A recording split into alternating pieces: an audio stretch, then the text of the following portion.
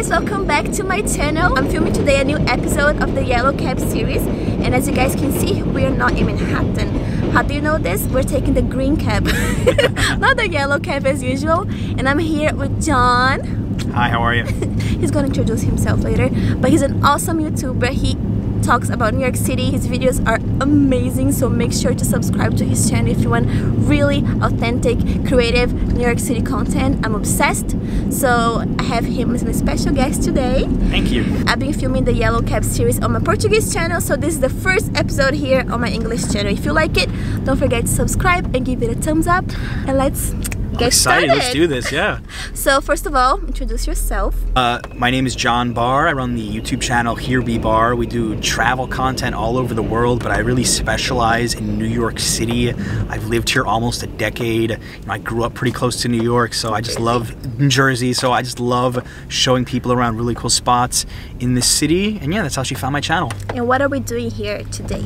Well, actually, we're filming for my channel a video about Little Brazil in Astoria. So we're hopping around to some of our favorite restaurants to try some amazing Brazilian food, which has so far been really good, yeah.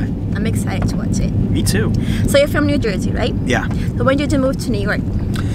What was that? When did you move to New York? I moved to New York in October of 2011. Wow, so 8 years now? 8 years exactly, yeah. So what has changed since you moved to New York and today? I would say the biggest change that I've personally noticed is prices of things. Especially rent. Rent is just going up astronomically to the point where I think a lot of people are having trouble affording to, live in New York, especially in downtown Manhattan. Like my rent was $2,000 8 years ago. Now the same apartment wants $2,800. Nothing has changed. It's the same small apartment, but it's just a lot more expensive, yeah. I would say in general, just prices going up and a lot of different businesses coming and going because the rent in Manhattan for any kind of storefront is insane. Unfortunately. Yeah. So many stores are closing in Soho. If you walk around Soho, there's so many stores available for rent. I used to always joke when I was traveling, I live in the Village, I would come home, if I was gone just a few weeks, there'd be 2 or 3 new places I didn't recognize, yeah. So what are the most, the mistakes you made when you moved to New York City? Do you see them now? Like, how do you see them now? Well, we were just discussing this. I would say the biggest mistake that I made was, so I moved to Greenwich Village, which is a really cool neighborhood, and I feel like my first year, maybe even more, I was very much in a bubble. I just hung around downtown Manhattan. I never ventured out to cool areas like Astoria or nice spots in Brooklyn. Yeah, my YouTube channel has helped me explore, but I don't think that's any excuse. New York is such an amazing city, and I think too many new residents here make the mistake of staying in a bubble, whatever that bubble is, be it Soho, be it Upper West, Upper East Side. You get comfortable where you live, and New York offers you so many different diverse options no matter where you are, but there's too much to explore. So I would say my biggest mistake was not exploring enough, and the other was, I was a bit younger. I was 27. I definitely probably partied too much.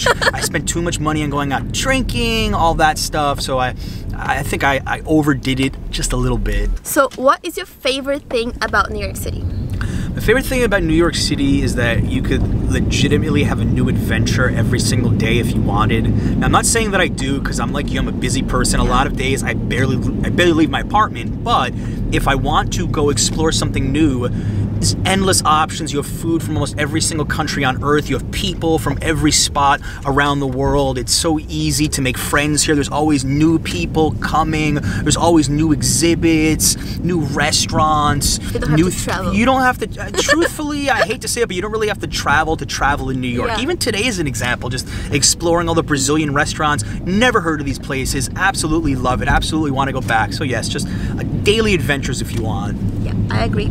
So where are we going today? Right now. Right now we are going to Point Grill, I think you said? Point de Brazil. Point de Brazil, yeah.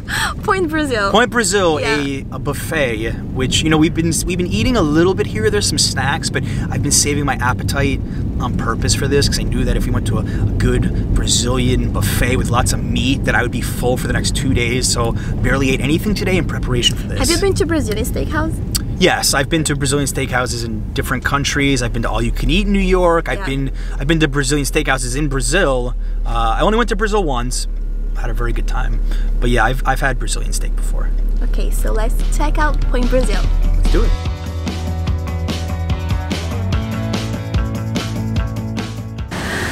we are here at Point Brazil in Astoria, where we're gonna eat more delicious Brazilian food. Are you excited? Super, super, super excited. And of course, it's raining. Of course it's raining.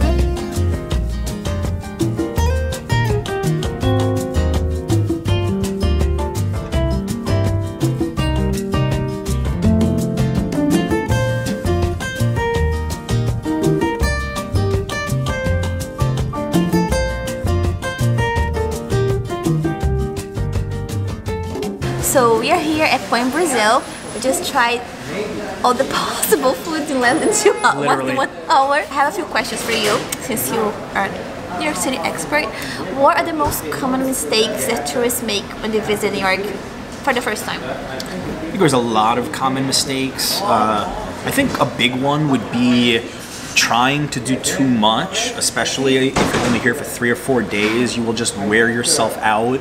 And if you try to do everything, it'll be very hard to appreciate the small moments of visiting a spot like New York. If you plan every single second, and if you just keep taking pictures, it's gonna fly by and you're not gonna remember anything. It's just gonna be a blur. So I'd say doing too much, and then I would say doing all the same things that all the other tourists do, going to the same sites, going to the Empire State Building, going to the Statue of Liberty. Yeah, there's some places you definitely want to go to, but if you just concentrate your trip on the main attractions, and especially Manhattan, if you just stay in your Manhattan bubble, you are missing out on like the essence of New York City. It is not just Manhattan, so I think that's another huge one, is only going to the same 10 spots everyone else goes to. Another common mistake, I think, is assuming that you have to get an expensive hotel next to Times Square for $300 a night, otherwise your trip's gonna be horrible. You can go stay in Queens or stay in Brooklyn or stay in northern New Jersey for $100, $150 a night. Save that money for going out to eat. You're only gonna need to commute, what, 30, 40 minutes tops to get to Manhattan. You can still enjoy yourself during the day, and you saved a lot of money for other things like gifts and going out, Or even uptown, in downtown, there are other hotels that are cheaper and quieter than Times Square. Yeah, unless it's a good deal. I actually don't recommend most people stay right by Times Square. I think it's far too hectic. Many people tell me that they found the subway system to be too complicated, so they end up taking cabs all the time or Uber. So one of the things that I think is a mistake, it's not trying harder to learn or using your GPS to try to navigate the New York City subway. And also you have to walk in New York. That's the beauty of New York City, walking and watching locals, you know. So that's one thing that I think is a mistake, if you just skip that part and take Uber like to go to Brooklyn or take Uber to go everywhere. I mean, I think a good tip is to download something. My favorite app is called City Mapper. You download City Mapper. It literally tells you what times the subways are going to arrive. It's fairly accurate. It tells you where to board the subway car. It tells you what exit specifically to leave. It is literally so easy to use that I think it takes a lot of the guesswork out of taking the subway. So as long as you have working data connection, taking the subway is such a smart move. I don't think you need to take Ubers very often, really. And read the signs at the stations. See where you're going. Take a deep breath, take your time to try to understand if you don't have a Wi-Fi for some reason.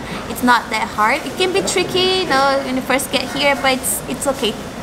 Don't skip the subway or walking around New York City is the best thing. No, definitely not. A lot of people come from other parts of the United States and they get really used to eating at chain restaurants, and in, let's say in Times Square, you can eat the Olive Garden, the Hard Rock Cafe. I mean, all over the city there's chain restaurants. You know, for someone that lives here, I would say I try my best to avoid chains as much as possible, because there are so many local specialty restaurants you can only find in New York. And no matter where you're coming from in the world, there's so many ethnic places to eat that are absolutely spectacular, where the only place you can get it better is in that actual country. So obviously avoiding the chain restaurants and not being afraid to experiment, try new things. There's enough restaurants in New York where you could live here and go to a different one every single day for 50 years. Yeah, that's crazy, people. What's your favorite food app? Lately I like Foursquare more than Yelp because it's quicker, the reviews are right to the point. Although I will say this, that in New York, I trust Yelp reviews a lot more than other cities in the US because people are too nice. In New York, people are so much more honest about their experiences because they go out to eat a lot. So if you see a place has 4.5 stars on Yelp in New York with a lot of ratings, that's a very good sign. Yes, same here. Hope you guys liked all these tips, and don't forget to follow John. I'll leave his Instagram and YouTube channel linked below, and don't forget to watch his video. We just filmed a video touring a store at my neighborhood here in New York City, and I can't wait for you guys to watch. And thank you so much for being here. Thank you, obrigado. See you next time. Ciao. Ciao, you know, right? Ciao, yeah. That's like Spanish too.